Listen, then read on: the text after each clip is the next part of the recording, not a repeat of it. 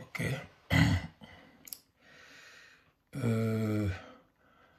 Bonjour, bonsoir. Ça dépend de l'heure que vous nous suivez.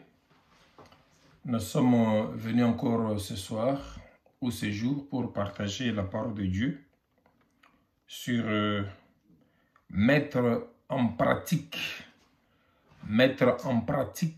la parole. Beaucoup des enfants de Dieu, ils écoutent la parole, ils ne la mettent pas en pratique. Comme Jacques dit, celui qui écoute la parole et ne la met pas en pratique, il est semblable à quelqu'un lorsqu'il regarde son visage naturel dans un miroir et après il oublie comment il s'est vu dans le miroir. La parole de Dieu, nous devons la mettre en pratique. Je devais la semaine passée passer pour parler de l'événement du moment dont tout le monde en parlait, la Pâque, pour essayer de voir ensemble c'est quoi la Pâque, parce que en fait il y a une confusion dans les chefs des enfants de Dieu et des serviteurs de Dieu par rapport à la Pâque, parce que en fait la Pâque normalement c'était pour Israël. La Pâque, c'était pour Israël. La cérémonie de la célébration de la Pâque, c'était pour commémorer la délivrance que Dieu leur avait accordée en les délivrant de l'Égypte. Mais j'ai constaté que les gens commencent à fêter dimanche, alors que la Pâque, enfin, ils fêtent plus la résurrection du Christ, alors que la Pâque c'était passé le vendredi. Donc, je ne vais pas entrer dans les polémiques, mais je reviendrai plus tard, parce que notre Pâque à nous, c'est Jésus-Christ. Donc, la Pâque est célébrée pendant la fête des pains sans levain, et c'est pendant la fête de la Pâque que Christ a institué pour nous la Sainte Seine. Bon, aujourd'hui, les enfants de Dieu, les chrétiens, se mettent dans la peau des Juifs pour célébrer la Pâque comme si ils étaient des Israélites. Mais bien sûr, on reviendra sur ça plus tard. Mais aujourd'hui, je voudrais quand même qu'on parle d'abord de la parole de Dieu. Mettre en pratique la parole de Dieu. Nous allons lire deux passages de l'Écriture. D'abord, Jean chapitre 1er, versets 1 à 4. Cette introduction spirituelle, des bons versets, en tout cas inspirés. Jean chapitre 1er, verset 1 à 4, nous lisons. Au commencement était la parole, et la parole était avec Dieu, et la parole était Dieu. Elle était au commencement avec Dieu. Toutes choses ont été faites par elle. Rien de ce qui a été fait n'a été fait sans elle. En elle était la vie, et la vie était la lumière des hommes. Alors, je vais lire un autre passage, Matthieu, chapitre 7. Matthieu, chapitre 7, à partir du verset... on va commencer à partir du verset 21 jusqu'au verset 25. Matthieu, chapitre 7, où Jésus parle justement de la pratique de la parole de Dieu. Matthieu, chapitre 7. Je lis au nom du Seigneur. Ceux qui me disent « Seigneur, Seigneur » n'entreront pas tous dans le royaume des cieux, mais celui-là seul qui fait la volonté de mon Père qui est dans les cieux. Plusieurs me diront ces jours-là, « Seigneur, Seigneur, n'avons-nous pas prophétisé par ton nom? N'avons-nous pas chassé des démons par ton nom? Et n'avons-nous pas fait beaucoup de miracles par ton nom? Alors je leur dirai ouvertement, je ne vous ai jamais connu. Retirez-vous de moi, vous qui commettez l'iniquité. C'est pourquoi quiconque entend ces paroles que je dis et les met en pratique sera semblable à un homme prudent qui a bâti sa maison sur le roc. La pluie est tombée, les torrents sont venus, les vents ont soufflé et se sont jetés contre cette maison. Elle n'est point tombée parce qu'elle était fondée sur le roc. Bien-aimés, la parole de Dieu est la sémence originelle de Dieu. La parole de Dieu caractérise ce qui est Dieu. La parole de Dieu, elle caractérise ce qui est Dieu. L'Écriture dit, elle était au commencement. et tout a été créé par elle. Rien de ce qui a été créé n'a été créé sans elle. Jean dit que la parole de Dieu était Dieu lui-même. Au commencement était la parole était avec Dieu et la parole était Dieu. La parole, c'est Dieu au commencement. Elle est la sémence originelle de Dieu, elle est la sémence manifestée de Dieu. La parole de Dieu manifeste la nature même de Dieu, ce que Dieu est. L'Écriture dit que la parole est Dieu lui-même, elle était la vie. Et cette parole, c'est le Saint-Esprit lui-même. Aujourd'hui, en tant que pécheurs, nous, en tant que pécheurs, c'est cette parole qui nous transforme à force de l'écouter et à force de persévérer dans cette parole. Ok? L'homme tombé dans le péché est né de nouveau par la parole de Dieu, évidemment aussi par le sang de Jésus-Christ, parce que nous avons la nouvelle naissance par le sang de Jésus, et nous naissons par la parole de Dieu. La parole de Dieu nous régénère. La parole de Dieu nous régénère. Ok? C'est qu'elle nous régénère. Parce que la Bible dit qu'à ceux qui ont reçu la parole, dans Jean que nous venons de lire ici, à ceux qui ont reçu la parole, cette parole leur a donné le pouvoir de devenir enfants de Dieu, qui ne sont pas nés de la volonté de l'homme ni de la chair, mais de la volonté de Dieu lui-même. Jean chapitre 1er, parce que nous sommes limités au verset 4, si nous continuons, verset 5 jusqu'au verset 12, la lumière, lui, dans les ténèbres, et les ténèbres ne l'ont pas reçu. Bon, je vais sauter. Alors, cette lumière était la véritable, verset 9, cette lumière était la véritable lumière qui, en venant dans le monde, éclaire tout homme. Elle était dans le monde et le monde a été fait par elle.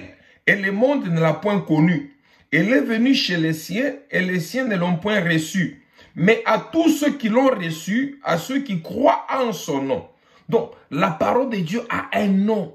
À tous ceux qui ont reçu la parole et qui croient en son nom, cette parole, elle a donné le pouvoir de devenir enfants de Dieu, lesquels sont nés non du sang, ni de la volonté de la chair, ni de la volonté de l'homme, mais de la volonté de Dieu. La parole était au commencement, la parole a créé toutes choses, en elle était la vie et cette vie était la lumière du monde. Cette parole est venue parmi nous et à tous ceux qui ont reçu, qui croient en son nom, au nom de la parole. Cette parole leur a donné le pouvoir de devenir enfants de Dieu, qui ne sont pas nés de la volonté de l'homme, ni de la volonté de la chair, mais de la volonté de Dieu. Donc, lorsque tu crois en la parole de Dieu, tu n'es pas plus né de la chair, ni de la volonté de l'homme. C'est là qu'on dit, nous naissons de nouveau par la parole de Dieu. Nous sommes nés par la naissance naturelle, mais lorsque nous écoutons la parole du Seigneur et nous croyons en cette parole, nous sommes nés de nouveau. Non pas de la volonté de la chair ni de l'homme, mais de la volonté de Dieu lui-même. Cette parole nous donne le pouvoir de devenir enfant de Dieu. C'est-à-dire que même si ton père c'était un grand sorcier, même si ta mère c'était une grande sorcière, ton père était un grand magicien, mais dès lors que toi tu reçois la parole, cette parole te donne le pouvoir de devenir enfant de Dieu. Tu n'es pas né de la chair, ni de la volonté de l'homme, mais de la volonté de Dieu. Ok?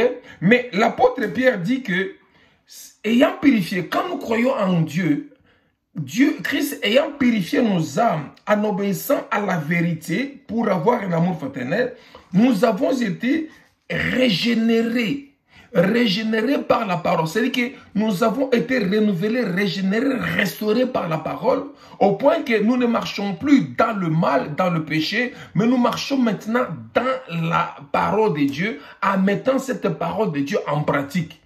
Je vous ai dit que mon thème d'aujourd'hui avec lequel je voudrais qu'on puisse partager, c'est mettre en pratique la parole de Dieu. Je me suis posé la question, pourquoi beaucoup de gens se disent enfants de Dieu, mais ils ne mettent pas en pratique la parole de Dieu. Or, lorsque nous mettons la pratique de la parole de Dieu, c'est ce qui nous caractérise en tant qu'enfants de Dieu, parce que nous marchons dans cette parole. Je vais lire dans 1 Pierre chapitre 1er, verset 22, et on commence à verset 22 jusqu'au verset 25, pour qu'on comprenne ça. 1 Pierre chapitre 1er, nous commençons au verset 22, jusqu'au verset 25. Écoutez, ayant purifié vos âmes en obéissant à la vérité, pour avoir un amour fraternel sincère, aimez-vous, n'est-ce pas, aimez-vous ardemment les uns les autres de tout votre cœur. Lorsque nous croyons en Dieu, lui, Dieu en Christ, nous croyons en Jésus-Christ, en Dieu, lui qui a ressuscité Jésus-Christ des morts, et lui a donné la gloire en sorte que notre foi et notre espérance reposent maintenant en Dieu. Nous croyons maintenant en Dieu. Maintenant, Dieu, Christ, ayant purifié nos âmes en obéissant à la vérité pour avoir un amour fraternel sincère, nous devons nous aimer ardemment les uns les autres de tout notre cœur. Puisque vous avez été régénérés, non par une semence corruptible, mais par une semence incorruptible, par la parole vivante et permanente de Dieu. Je voudrais insister sur ces deux mots, ces deux adjectifs. La parole est vivante. Nous devons vivre la parole. Nous avons été régénérés par la parole vivante et permanente. C'est que cette parole doit vivre en nous, doit être vivante en nous et doit être permanente dans nos cœurs, en nous. N'est-ce pas? Par la parole vivante et permanente de Dieu. Car toute chair est comme l'herbe et toute sa gloire comme la fleur de l'herbe. L'herbe sèche et la fleur tombe. Mais la parole du Seigneur demeure éternellement. Et cette parole est celle qui vous a été annoncée par l'Évangile.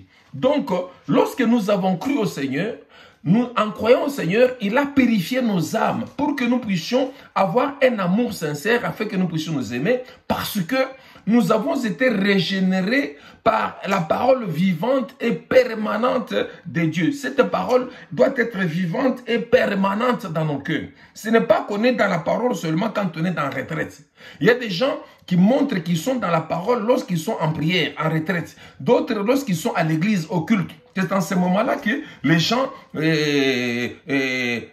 montrent qu'ils ont la parole en eux. Non, cette parole doit être permanente dans nos vies. C'est-à-dire dans la vie de tous les jours. Qu'on soit à l'église, qu'on soit en retraite, qu'on soit au travail, qu'on soit au marché, qu'on soit dans la rue. Cette parole doit vivre. Parce que nous avons été régénérés par la parole vivante et permanente de Dieu dans nos cœurs. N'est-ce pas? Ce n'est pas seulement parce qu'on est dans l'église, ainsi de suite. La parole doit être permanente, car c'est ça la sémence de Dieu. Cette parole caractérise la sémence de Dieu. Parce que la loi de la création, dans Genèse chapitre 1er, verset 11, dit que chaque créature doit porter au-dedans d'elle la sémence qui lui est propre selon son espèce. Or, nous avons été créés à l'image de Dieu et à sa ressemblance. Oui, c'est vrai que nous avons péché, mais quand nous recevons Jésus-Christ dans la vie, nous recevons la parole, cette parole qui nous a créés, cette parole qui est la sémence originelle de Dieu. Cette parole, lorsque nous la recevons, elle devient notre sémence et doit caractériser notre vie maintenant. Nous devons marcher par rapport à cette sémence de Dieu qui est en nous. C'est la sémence de Dieu qui est la parole de Dieu avec laquelle nous devons marcher et manifester notre identité par rapport au Seigneur. Quand on parle de la pratique de la parole de Dieu, c'est-à-dire qu'on vit la vie de Dieu étant transformé par cette parole. Nous vivons la vie de Dieu étant transformé par la parole de Dieu. C'est pour cela que nous devons marcher dans la pratique de la parole de Dieu par la foi. La parole de Dieu, c'est aussi une assurance parce que on est dedans, on est dans cette parole. Quels que soient les combats qui peuvent venir, quelles que soient les difficultés, quelles que soient les tribulations, notre assurance, c'est quand on est dans la parole et qu'on vit cette parole. Jésus-Christ, il dit dans Jean 14, verset 15, « Si vous m'aimez, gardez mes commandements. » Si nous aimons, si nous avons l'amour de Dieu, nous devons garder les commandements de Dieu. Nous devons marcher parce que j'ai toujours dit que celui qui croit en la parole de Dieu doit pratiquer cette parole. Si tu ne la pratiques pas, c'est-à-dire qu'on ne croit pas, vous ne croyez pas en cette parole-là. Je crois dans la prière des minuit hier, on a prié et on nous a prêché dans 1 Jean chapitre 4. J'ai toujours aimé cette écriture. 1 Jean chapitre 4 qui nous dit, parce que 1 Jean parle beaucoup de la sémence de Dieu, 1 Jean parle de l'amour, parce que la sémence de Dieu c'est l'amour, 1 Jean parle de l'identité des enfants de Dieu, ainsi de suite, et plutôt l'apôtre Jean. Ici, dans 1 Jean chapitre 5, je crois, chapitre 5, verset 4, l'écriture dit que, nous commençons verset 1er jusqu'au verset 4. Ok? Alors, quiconque croit, 1 Jean, chapitre 5, verset 1 à 4. La Bible dit, quiconque croit que Jésus-Christ est le Christ est né de Dieu. Et quiconque aime celui qui l'a engendré, aime aussi celui qui est né de lui. Qui a engendré le Christ, c'est Dieu. Nous connaissons que nous aimons les enfants de Dieu lorsque nous aimons Dieu et que nous pratiquons ses commandements. Je parle de la pratique de la parole de Dieu. Mettre la parole de Dieu en pratique. Or, nous connaissons que nous aimons les enfants de Dieu lorsque nous aimons Dieu et que nous pratiquons ses commandements. Verset 3. Car l'amour de Dieu consiste à garder ses commandements. L'amour de Dieu consiste à garder ses commandements. Ma bien-aimée sœur, ma fille Stéphanie Feza. L'amour de Dieu consiste à garder ses commandements. Si nous aimons Dieu, nous devons garder les commandements de Dieu. Et ces commandements, l'Écriture dit qu'ils ne sont pas pénibles. Parce que tout ce qui est né de Dieu triomphe du monde. Et la victoire qui triomphe du monde, c'est notre foi. Lorsque nous croyons à la parole de Dieu, nous croyons, cette foi-là nous fait triompher le monde. L'Écriture dit que tout ce qui est né de Dieu triomphe du monde. Et la victoire qui triomphe de ce monde, c'est notre foi. Alors, pourquoi nous devons avoir peur? Quand nous sommes dans la parole de Dieu, nous avons l'assurance que même s'il y a les attaques, nous connaissons la parole et nous la mettons en pratique. C'est pour ça que nous disons mettre la parole de Dieu en pratique. Quand nous croyons en la parole de Dieu, cette parole de Dieu fait de nous les enfants de Dieu.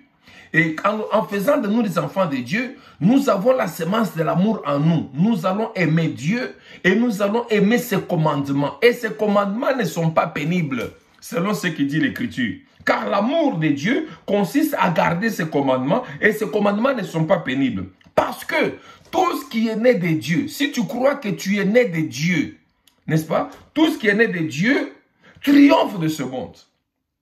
Beaucoup d'enfants de Dieu ne comprennent pas. Depuis qu'ils sont chrétiens, ils ne font que pleurer. Les combats, oui, les combats seront toujours là. Je viens de passer un mois de combats terribles.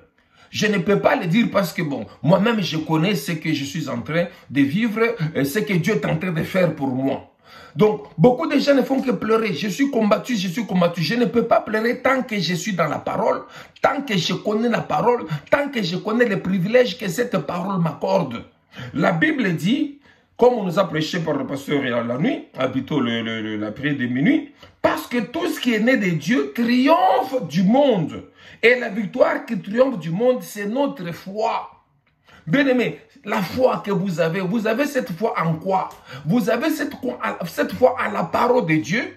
Et cette foi est manifeste par la pratique de cette parole. Vous ne pouvez pas dire avec la bouche seulement que je crois, alors que vous ne mettez pas ça en pratique. Non.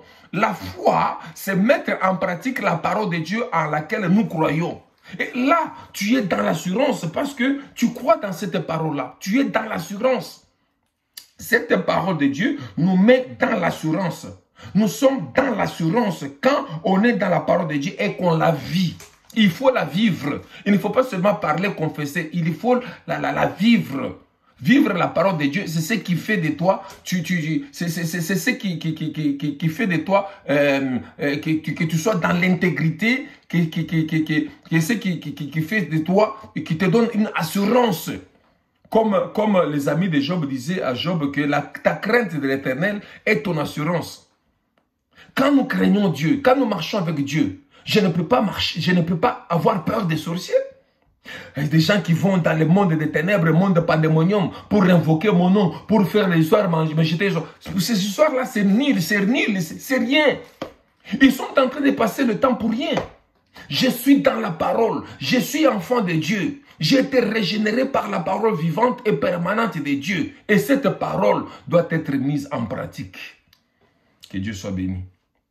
Jésus dit, ceux qui me disent Seigneur, Seigneur, n'entreront pas tous dans le royaume des cieux. L'Écriture dit, n'entreront pas tous. Parce que il y en a qui disent Seigneur, Seigneur, non pas dans la sincérité, mais dans l'hypocrisie. Mais d'autres qui invoquent au Seigneur, Seigneur, mais dans la vérité. L'apôtre Paul dit que les paroles de Dieu nous servent de fondement. C'est-à-dire que quiconque invoque le nom du Seigneur, il dit cela dans Timothée, quiconque invoque le nom du Seigneur, qu'il s'éloigne de l'iniquité. Toi, tu vas me dire que tu invoques le nom du Seigneur, mais tu es toujours dans la sorcellerie. Tu invoques le nom du Seigneur, tu es dans la magie. Tu invoques le nom du Seigneur, tu es dans le mensonge. Tu ne fais que parler de mensonges par-ci, par-là. Mensonge, mensonge. Tu connais très bien ce que tu es spirituellement en toi. Quiconque invoque le nom du Seigneur, qu'il s'éloigne de l'iniquité. J'aime beaucoup ce verset. Avant que je rentre sur le verset de Matthieu, je vais voir un peu ce verset. 2 Timothée chapitre 2, oui, chapitre 2. Voilà. Néanmoins, les solides fondements, 2 Timothée chapitre 2 verset 19, et nous allons descendre même jusqu'au verset 21. Néanmoins, les solides fondements de Dieu restent debout avec ces paroles qui lui servent de sceau. Le Seigneur connaît ceux qui lui appartiennent. Et quiconque prononce le nom du Seigneur, qu'il s'éloigne de l'iniquité. Verset 20. Dans une grande maison, il n'y a pas seulement des vases d'or et d'argent, mais il y en a aussi de bois, de terre. Les uns sont des vases d'honneur et les autres sont d'un usage vil. Si donc quelqu'un se conserve pur en s'abstenant de ces choses, il sera un vase d'honneur, sanctifié, utile à son maître, propre à toute bonne œuvre. Moi, je sais que je suis un vase d'honneur parce que je connais la parole de Dieu et je sais comment me conserver pur devant le Seigneur. Gloire au Seigneur. Le Seigneur dit que tous ceux qui me disent Seigneur, Seigneur, n'enterreront pas tous. Parce que il y en a qui vont dans l'église, on peut être 40, 50, 100, 1000 dans l'église. Nous invoquons le nom du Seigneur. Il y en a qui l'invoquent dans l'hypocrisie. Il y en a qui l'invoquent avec des motifs purs, avec sincérité du cœur. Ce n'est pas quand quelqu'un crie à l'église, Jésus, Jésus, il va entrer au ciel. Ce n'est pas ça. Ils n'entreront pas tous dans les cieux. Mais seulement ceux qui font la volonté du Père. Faire la volonté du Père. C'est ça la pratique de la parole de Dieu. C'est quoi la volonté du Père? La volonté du Père, c'est la pratique de la parole de Dieu et l'obéissance. Tous n'obéissent pas à la parole. Jésus-Christ donne, il a donné ici une parabole par rapport aux gens qui obéissent à la parole de Dieu. Dans Matthieu chapitre 21, verset 28 à 31, je vais lire Matthieu chapitre 21, verset 28 à 31. Que vous ensemble, un homme avait 2 fils. Et s'adressant au premier, il dit, mon enfant, va travailler aujourd'hui dans ma vigne. Le fils, il répondit, je ne veux pas. Ensuite, il s'est repenti et il est là. S'adressant à l'autre, il dit la même chose. Et ce fils répondit, je veux bien, Seigneur. Et il n'alla pas. Lequel des deux a fait la volonté du Père? Ils répondirent, le premier. Et Jésus leur dit, je vous le dis en vérité, les publicains et les prostituées vous dévanceront dans le royaume de Dieu. Car Jean est venu à vous dans la voie de la justice et vous n'avez pas cru en lui. Mais les publicains et les prostituées ont cru en lui. Et vous qui avez vu cela, vous ne vous êtes pas ensuite repentis pour croire en lui. Alléluia. Mon frère Jérémie, que Dieu soit loué. Nous devons croire la parole. Nous devons mettre la parole de Dieu en pratique. N'est-ce pas ma fille Déborah? Nous devons croire la parole, mettre la parole de Dieu en pratique. C'est ça, faire la volonté du Père. Celui qui ne met pas la parole de Dieu en pratique, il ne fait pas la volonté de Dieu. C'est pour ça que Jésus-Christ dit, tous ceux qui me disent Seigneur, Seigneur, n'hériteront pas tous le royaume des cieux. Seulement ceux qui vont la volonté du Père. Parce qu'en ces jours-là, beaucoup me diront, ils viendront me dire, Seigneur, n'avons-nous pas prophétisé en ton nom? N'avons-nous pas chassé des esprits mauvais en ton nom? N'avons-nous pas prêché la parole en ton nom? Je leur dirai, éloignez-vous de moi, ouvriers d'iniquité, vous qui commettez l'iniquité. Plusieurs me diront en ce jour-là, Seigneur, Seigneur, n'avons-nous pas prophétisé par ton nom? N'avons-nous pas chassé des démons par ton nom? Et n'avons-nous pas fait beaucoup de miracles par ton nom? Alors je leur dirai ouvertement, je ne vous ai jamais connu, retirez-vous de moi, vous qui commettez l'iniquité. Gloire au Seigneur. Les miracles, bien-aimés, n'ont rien à voir avec la parole de Dieu. Ou mieux, avec la pratique de la parole de Dieu. Les gens pensent qu'ils sont en train de faire des miracles. Oui, je vais aller au ciel. Ça, c'est autre chose. Parce que Dieu ne se répand pas de ses dons ni de son appel. Beaucoup se cramponnent dans leurs dons. Beaucoup se cramponnent dans leur talent. Je prophétise. Je parle bien français, je prêche bien. Le fait de prêcher ou de chanter pour l'Éternel ne fait pas de toi candidat au ciel. Ne t'ouvre pas grandement les portes du ciel. Mais la pratique de la parole de Dieu, c'est cela qui peut t'amener au ciel. Le miracle n'a rien à voir avec la parole de Dieu. Ou bien la pratique de la parole de Dieu. L'assurance dont je parle ici, l'assurance d'abord c'est quoi? Il faut avoir l'assurance. Jésus-Christ dit, quiconque entend et met en pratique la parole de Dieu, c'est comme quelqu'un qui a construit sa maison sur le roc. Les combats ne peuvent rien contre lui. Il dit, les vents, la pluie est tombée, les vents sont venus, les torrents ont soufflé. Et cette maison est restée ferme et n'est pas tombée. C'est-à-dire, quand tu marches dans la parole de Dieu, quand tu pratiques la parole de Dieu, tu es comme une maison construite, bâtie sur les rocs et non sur du sable. Les combats ne peuvent rien contre toi. Les combats peuvent venir. Parce que cette personne marche dans la lumière de Dieu. C'est ça la bénédiction divine. Marcher dans la parole de Dieu, bien-aimé, tu es assuré. Personne, rien ne peut te toucher. Il peut venir du nord, est, sud, est, ça ne ferait rien. Parce que tu connais la parole de Dieu, elle est en toi. N'est-ce pas? Quand les attaques viennent, on sait que la Bible me dit, toute arme forgée contre toi sera nulle et sans effet. Et toute langue qui se lèvera contre toi en justice, tu la condamneras. Gloire au Seigneur. Je suis dans la parole de Dieu, j'ai l'assurance de la parole de Dieu. Toute arme forgée contre moi sera nulle et sans effet. Parce que je connais la parole, parce que je vis dans la parole de Dieu. Alléluia. Ces privilèges-là, nous l'avons quand nous croyons. Même Jésus-Christ dit, voici les miracles qui accompagneront ceux qui auront cru. Croire en quoi? Ce n'est pas croire seulement comme ça, mais c'est pratiquer la parole. Voici les miracles qui accompagneront ceux qui auront cru. À mon nom, ils chasseront les démons. Ils pourront boire un breuvage mortel. Ça ne leur fera aucun mal. C'est lorsque vous êtes dans la parole de Dieu. Je peux boire un poison, ça ne me fera aucun mal. J'ai déjà donné un témoignage une fois. À l'époque, dans les années 90, c'était 94, dans une église. Tellement que la puissance de Dieu agissait et j'ai troublé tout le monde. Cette église, c'était un champ de sorciers. J'étais en retraite un samedi. Un samedi, je devais ouvrir vers 17 h, prendre un peu du thé. J'étais à l'église. J'ai dit à la femme d'un homme de Dieu, et s'il te plaît, tu peux me préparer un peu du thé que je puisse boire. Elle est partie 1 heure du temps. Plus d'1 heure du temps. Et puis, qui m'a amené le thé? Une maman, la présidente des sorcières dans cette église-là. Elle m'a amené du thé. Quand elle m'a amené du thé, je vous dis, j'ai regardé le thé noir, un peu comme ça. Directement, j'ai entendu la voix de Dieu me dire, et là, envoûté ce thé-là. On a mis de mauvaises choses dans ce thé-là. Mais moi, je te dis, en tant que ton Seigneur, prie et tu vas boire, rien ne t'arrivera. Bien aimé, j'ai dit aux gens qui étaient avec moi, voyez ce thé-là. Voilà comment est-ce qu'on a fait dans ce thé-là. Mais Dieu me dit de boire ça. Je priais, je bus ce thé-là et jusqu'aujourd'hui, je suis en vie. Parce que je suis dans la parole de Dieu. C'est pour ça que j'ai toujours dit aux gens qui nous combattent, vous êtes en train de passer votre temps pour rien. Quelqu'un qui est dans la parole, qui marche dans la parole, c'est comme une maison bâtie sur les rocs. Rien ne peut le bouger. Tous ceux qui me suivent, bien-aimés, mettez la parole de Dieu en pratique et vous verrez. Dieu est toujours fidèle. Quand on tombe malade, on vous envoie la maladie. Mais nous savons que l'Écriture dit que par ces meurtrissures, nous sommes guéris. Marche dans cette parole, tu verras, rien ne t'arrivera, bien-aimé, dans la vie. Dans les livres des psaumes, psaume premier, nous aimons beaucoup ces psaumes-là, psaume premier.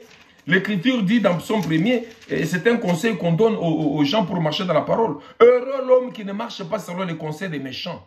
C'est-à-dire qu'il ne marche pas selon le conseil des gens de ce monde, mais il marche selon le conseil de Dieu, selon la parole de Dieu.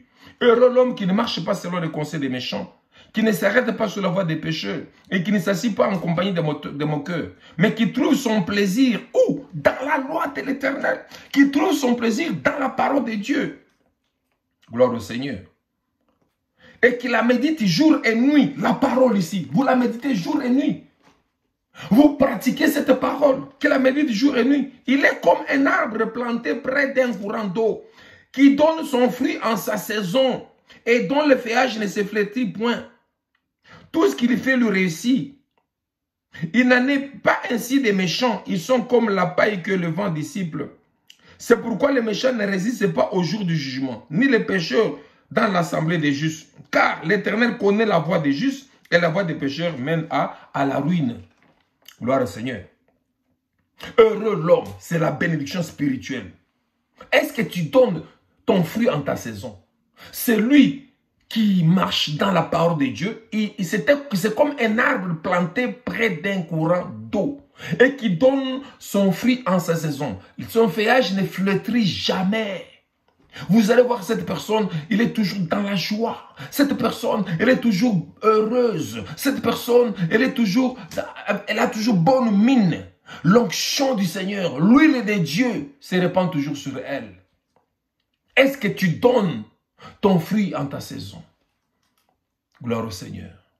Heureux l'homme qui ne marche pas selon les conseils des méchants. La Bible dit, tout ce qui est né de Dieu triomphe de ce monde. Et la victoire qui triomphe de ce monde, c'est notre foi. Au commencement était la parole. La parole était avec Dieu et la parole était Dieu. Tout a été fait par la parole de Dieu. Et rien de ce qui existe n'a été fait sans elle. Tout ce que nous voyons, que ce soit le soleil, que ce soit les arbres, que ce soit même les démons, les anges, les déchus là. Tout a été créé par la parole. Et dans cette parole était la vie. Et cette vie était la lumière du monde. Elle est venue parmi les siens n'ont pas reçu. À tous ceux qui l'ont reçu, elle a donné le pouvoir de devenir enfants de Dieu, qui ne sont pas nés de la volonté de l'homme ni de la chair. Bien-aimé, même si ton père était un grand féticheur, alléluia. Mais dès lors que toi, tu crois en Christ, tu crois en la parole de Dieu, cette parole de Dieu fait de toi un enfant de Dieu. Et tu deviens intouchable. Ta vie est cachée dans le lieu céleste en Christ. J'ai toujours dit, ma vie est cachée dans le lieu céleste en Christ. Jésus-Christ a dit, c'est lui qui est dans ma main et dans la main du Père. Et personne ne peut le ravir. Tout cela n'est possible que lorsque vous marchez dans la parole de Dieu. Ça ne sert à rien de combattre un enfant de Dieu qui marche dans la parole. C'est comme un arbre planté près d'un courant d'eau. Et c'est comme une maison bâtie sur du roc. La pluie peut tomber. Les vents peuvent souffler. Les torrents peuvent venir. Mais cette maison ne sera jamais ébranlée. Et ce que moi je suis en train de dire, les sorciers le savent. Ce que je suis en train de dire, ceux qui sont dans la magie le savent. Ils se disent, comment est-ce que nous pouvons vaincre cette personne? Vous ne pouvez pas la vaincre parce que cette personne est dans la main de Dieu. Bien-aimés, marchons dans la parole de Dieu. Marchons dans la parole de Dieu. Bien-aimés, marchons dans la parole de Dieu. Pratiquons la parole de Dieu. Mettons la parole de Dieu en pratique. Que les dons ne vous troublent pas. Les dons de puissance, des miracles, que ces dons ne vous troublent pas. Seulement celui qui fait la volonté du Père, qui marche dans la parole de Dieu, qui entrera dans le ciel. Pour être candidat au ciel, marchez dans la parole de Dieu. Nous sommes nés de Dieu. Nous sommes nés de Dieu par la parole de Dieu et par la foi. Tout ce qui est né de Dieu triomphe du monde. Et la victoire, c'est notre foi. Tu n'auras pas la foi si tu n'as pas la parole de Dieu. Et la véritable foi, c'est la foi qui nous amène dans la pratique de la parole de Dieu. Mettez en pratique la parole de Dieu. Ne soyez pas comme cet enfant-là, son père demande, va travailler dans mon champ, il dit oui, j'irai papa, mais il n'est pas parti. Mais l'autre a dit, je n'irai pas, mais il s'est repenti, il est parti. Si Dieu t'a déjà parlé, je termine par ici, il t'a déjà demandé de faire quelque chose et que tu n'as jamais fait ça, répands-toi aujourd'hui et commence à pratiquer la parole de Dieu. Il n'est pas trop tard. Il n'est pas trop tard, bien-aimé. Que mon Dieu vous bénisse partout où vous m'avez suivi et ceux qui me suivront par après, par la suite des temps, que cette bénédiction soit votre partage. Que la bénédiction de la parole de Dieu vous suive. Et que ceux qui sont encore dans les fétiches, les mensonges, ceux qui sont encore dans la magie pour combattre les enfants de Dieu, pour combattre les hommes de Dieu, répentez-vous et confessez. Je suis en train de dire clairement, répentez-vous et confessez. Je sais ce que je dis. Répentez-vous et confessez. On ne combat jamais les loin de Dieu. On ne combat jamais celui qui a les promesses de Dieu. Que Dieu bénisse mes bien-aimés. À plus. Amen.